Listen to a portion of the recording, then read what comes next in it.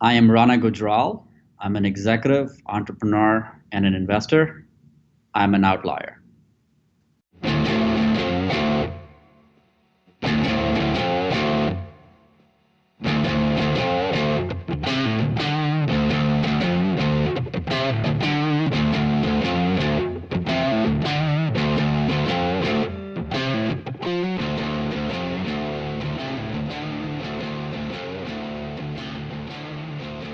Hey everybody, welcome to Outlier on Air, the podcast where we interview founders, disruptors, and mavens. As always, I'm your host, Ever Gonzalez. On today's episode, we have Rana Gujral. He is an entrepreneur, executive, and investor. Rana, welcome to the show. Thanks, Ever. Glad to be here. I'm excited to have you here for a million different reasons. I feel like the quality of guests that we have is always high, and you certainly are not going to disappoint. You are a busy man. You are doing a lot right now, and I can't wait to introduce you to our audience.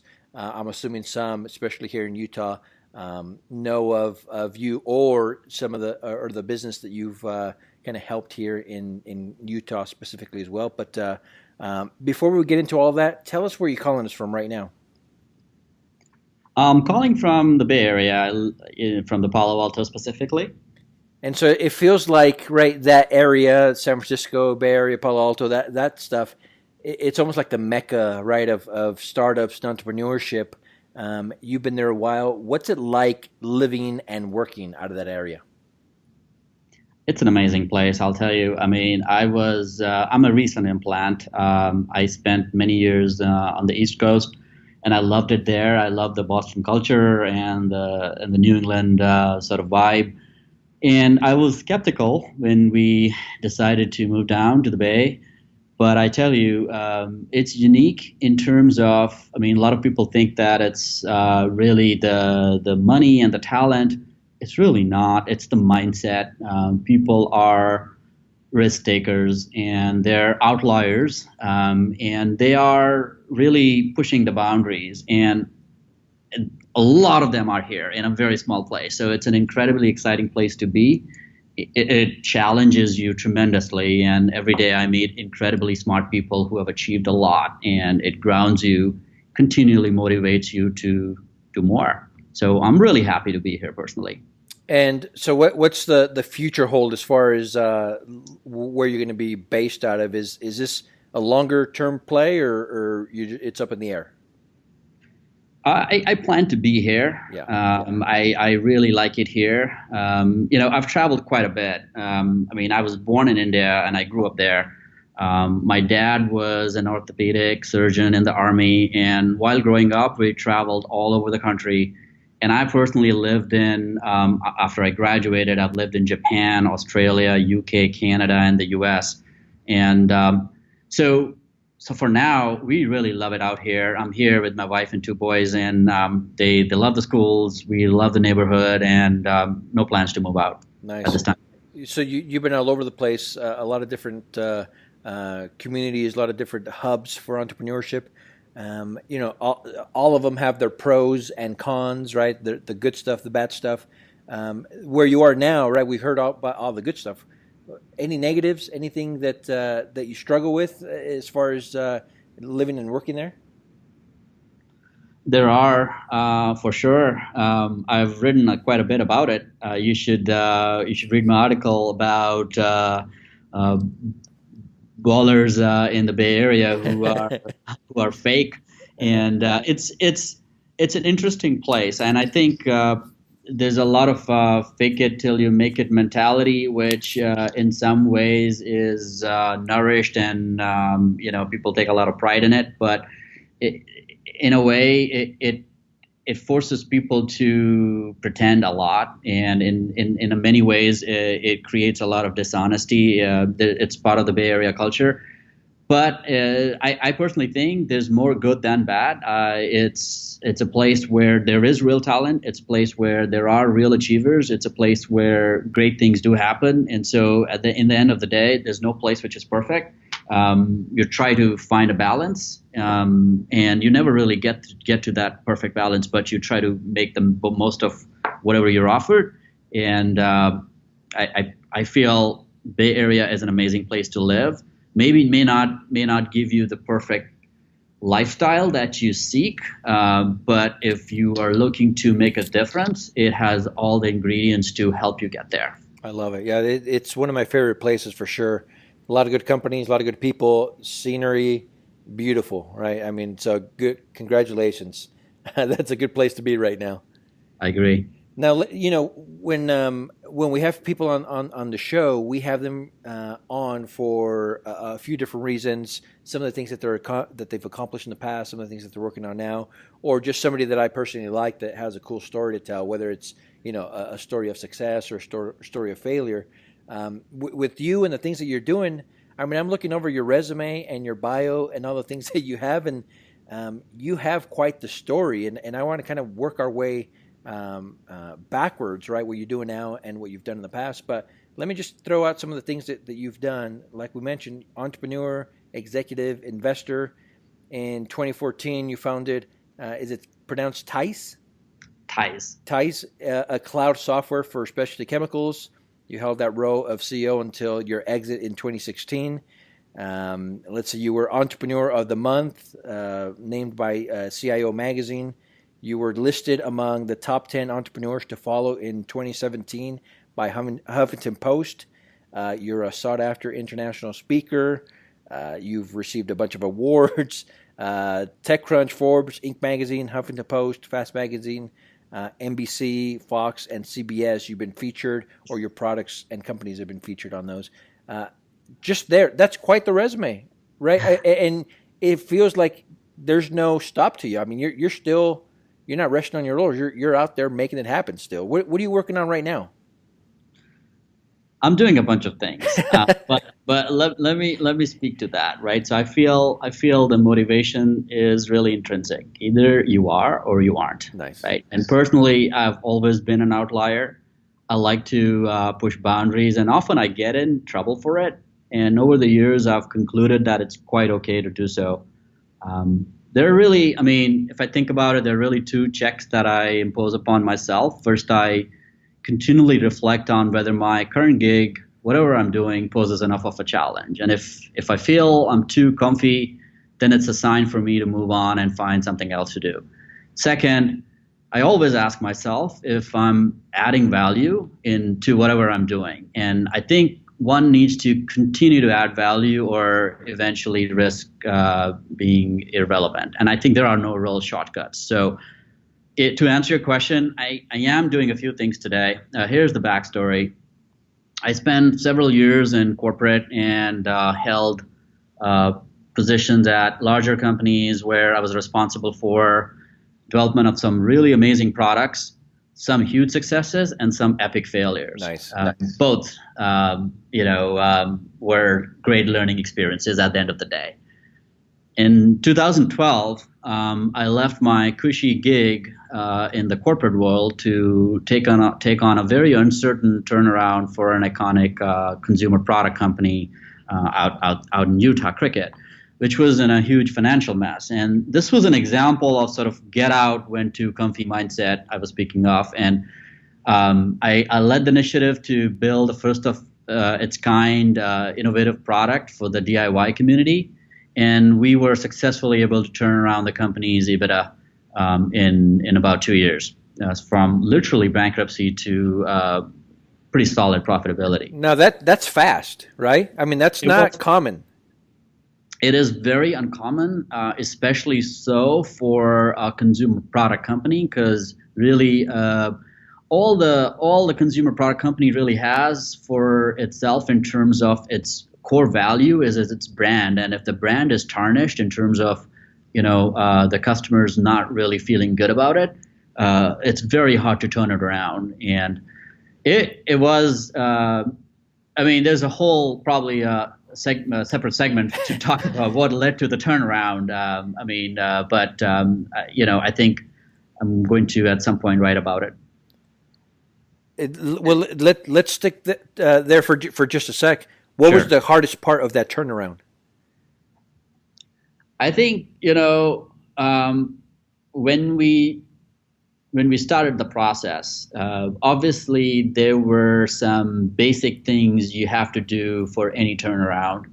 You have to look at the OpEx. You have to look at the structural aspects of the company. You have to look at the talent pool. You have to look at how, if you're making the right decisions in terms of sort of day to day. And we found a lot of problems and a lot of low hanging fruits, which were in hindsight obvious for somebody who's coming out from the outside. And we started to fix those. But we soon realized that the damage was so big that none of those things, I mean, they will all make a difference, but none of those things will eventually result in the turnaround. So the conclusion was that the turnaround will only happen if something magical happens in terms of innovation, which would wow the consumer and bring back all of those people back into the play.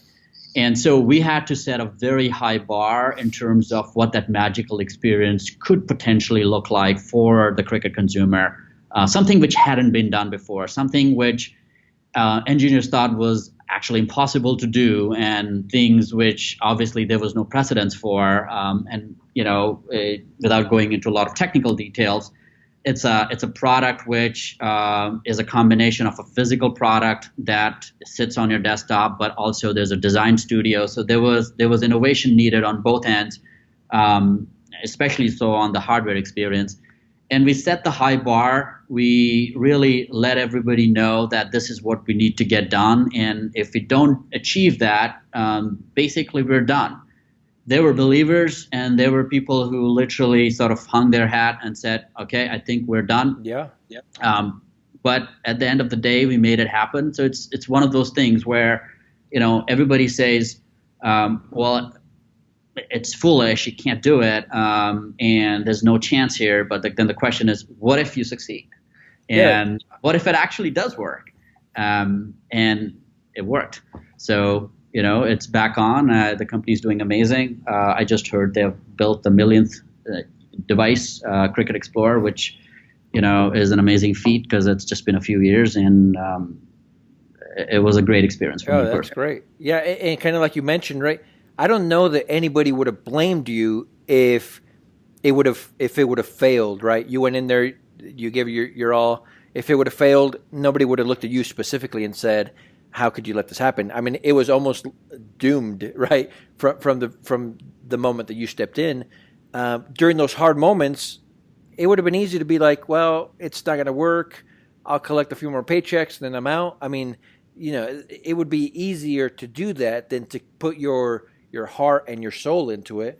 And if I remember correctly, when we were offline a little bit, you mentioned that you were traveling back and forth from your home in California to Utah for what, 2.5 weeks or 2.5 years?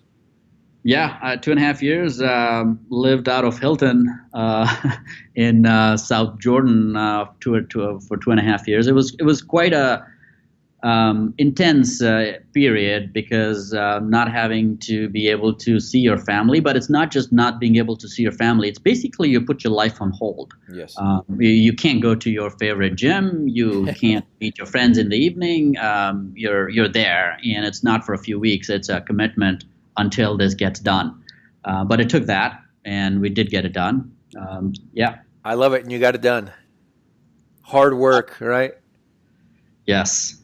Now, it's one of those stories, right, that looking back, we're like, well, yeah, he worked hard, he got it done. But there must have been moments in that turnaround when you were like, I'm out. It's not going to work, or it's not going the way. Or maybe there weren't. I mean, at the lowest moment, personally, what did that feel like, and what kept you motivated to keep going? Again, when nobody would have blamed you if it would have failed. I agree. I think there were some moments of weakness. Certainly, you are always second guessing yourself, and there are situations when it kind of feels like that is the right thing to do. That is the smart thing to do, to cut your losses and move on.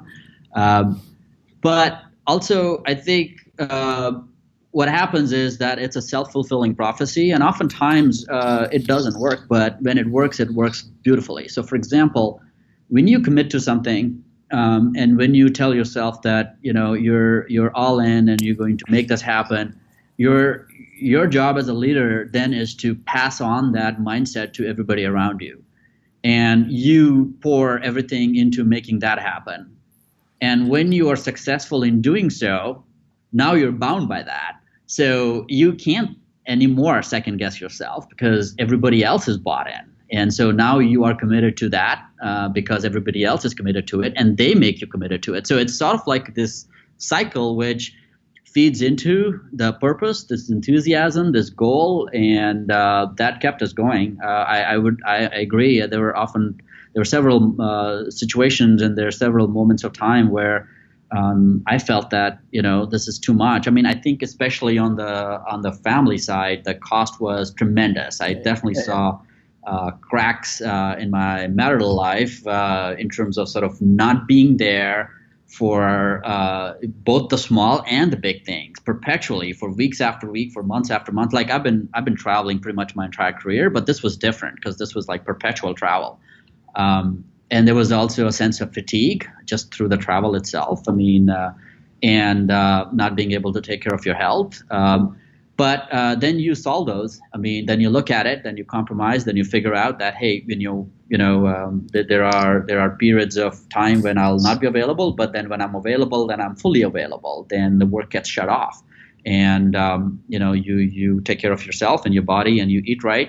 And at the end of the day, then everybody else around you, helps you get to do what you have convinced them that they need to do. And so it kind of works in a magical cycle. And when great things happen, great people, talented people get together. This was a team effort. I think there are so many people who did so much, who probably just did their job, finished it, and then moved on to do other things, and probably didn't get any credit for it. I mean, there are hundreds of people I know personally who've contributed to it in huge ways. So it's certainly not all me or just the leadership team. I mean, there was a lot of people who did a lot towards it.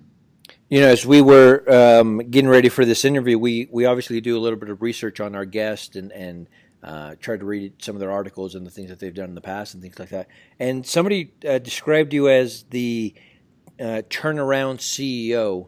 And I read that early on when we were doing this research. And so in my mind, I'm already kind of putting you in a box, right? Oh, I know what this guy's all about. But as we continue to do some of this research, you're much more than just like this turnaround CEO. He's the guy that goes in and he turns around. You've done so much more, and you've worked on so many different projects that there's nothing to like. There's not one word or one thing to kind of describe you. So with that being said, right, and obviously with the story that you just told us, you that's part of you. But tell us what your day-to-day is like right now, what you're passionate about right now, what keeps you up at night today. Yeah, it's a loaded question. I am an explorer, and for me, one thing leads to another, and I keep exploring new possibilities and often surprise myself. For example, I never thought I could actually write. Right. So during my early startup years, I went through troughs where most founders go through, and I was struggling to express myself and my vision with what we're setting to do. And in midst of one especially trying week, I started writing down my thoughts, and on a whim, really sent it out to a few editors. Of course, I had no expectations that anything will come out of it. I just felt better by getting those thoughts out of my head. Mm-hmm. And so, to my surprise, when I heard back from them and they agreed to publish, and not only do some of those pieces got published, in TechCrunch and Forbes and a few others, a couple of them actually went viral, and just like that, I became a columnist. I mean, I figured, okay, that's a great outlet. I love doing it. Did I plan it? No, I didn't. I didn't plan it that way. And so, I think, I'm just wired a certain way. My biggest fear is to live through the next 20 years and look back at the most amazing time in the human history and regret all the missed opportunities. And I don't consider that to be a negative feeling personally. I mean, some people might say, hey, live in the moment. Don't be fearful. I was like, oh, that's not a negative feeling for me. Instead, I feel that it's a positive force that's perpetually driving me forward. It's just an insatiable hunger to do more. And so that's how I am. So what am I doing today? I'm doing a few different things. I came back to Logitech, a company I really love and admire, and I'm leading smart home initiatives here. I'm also a mentor with Hack Temple. I'm an entrepreneur in residence with F50 Venture. As I said, I do write frequently. I'm a columnist at Forbes and TechCrunch, and I invest through a few different channels, invest as an angel and a few different syndicates out of the Valley. Some of them are fairly large VC firms out here. So I keep myself busy. I love technology. I love scaling and growing companies, and I love building things. And so currently I'm getting to do all of those things. I mean, I don't even have to choose. I mean, I just do all of that.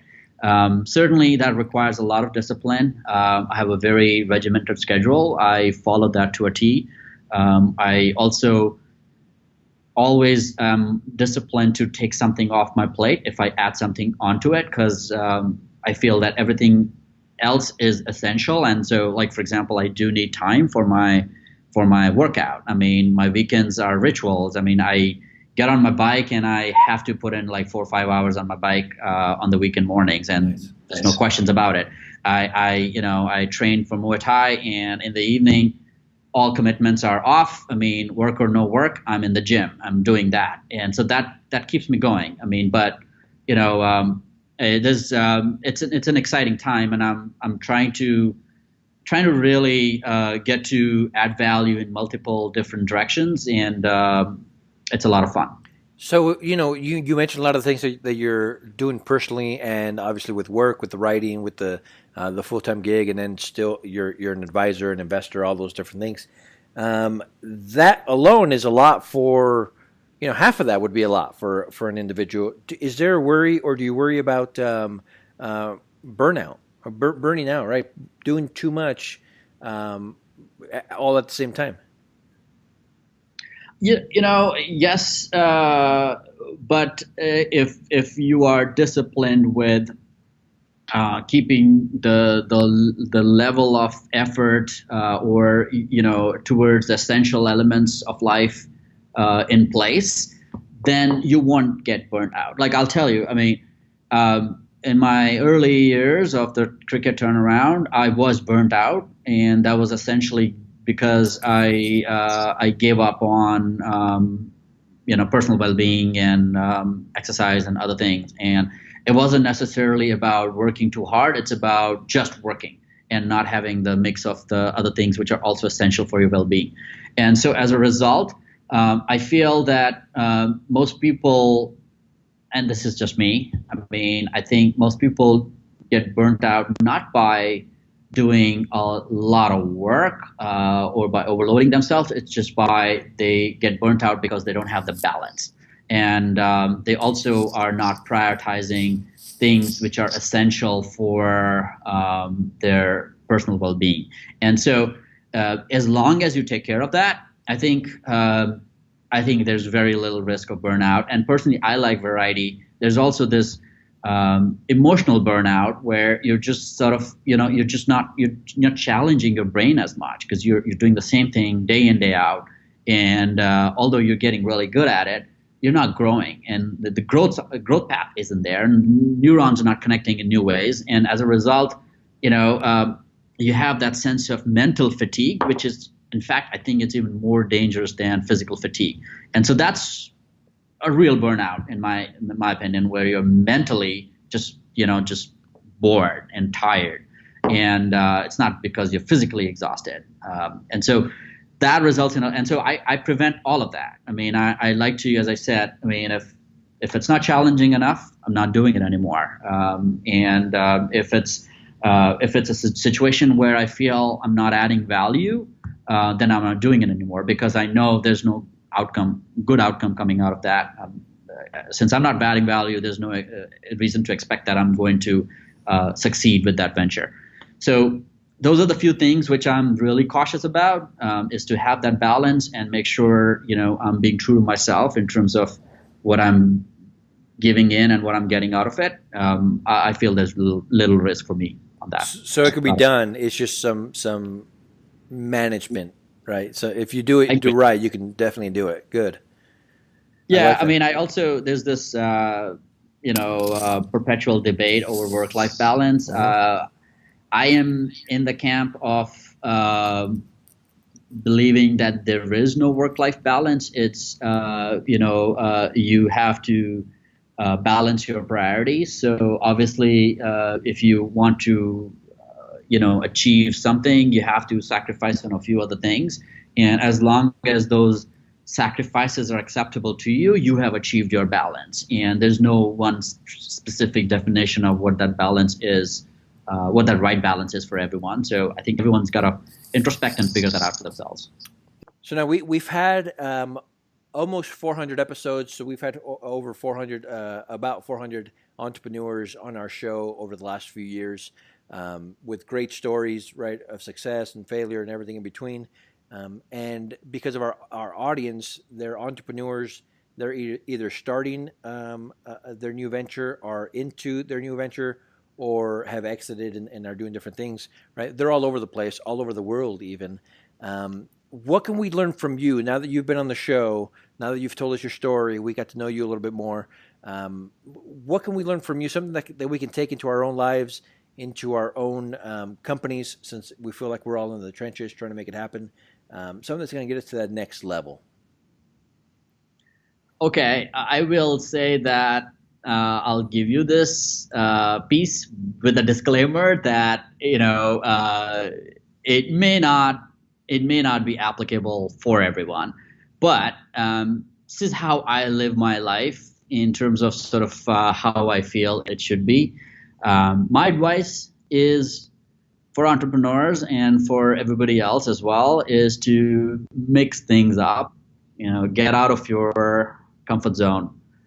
And I'm a firm believer that the biggest ideas are not born from routine. They appear when you change your behaviors, often dramatically. And so you must continuously challenge yourself. You've got to push boundaries, embrace failure, add value to whatever you do. I mean, you gotta study success and be an outlier. And I read this somewhere and I love it, so I'll say it. Life is like a game of Tetris. If you try to fit in, you will disappear entirely. I like that. I like that a lot. Yeah.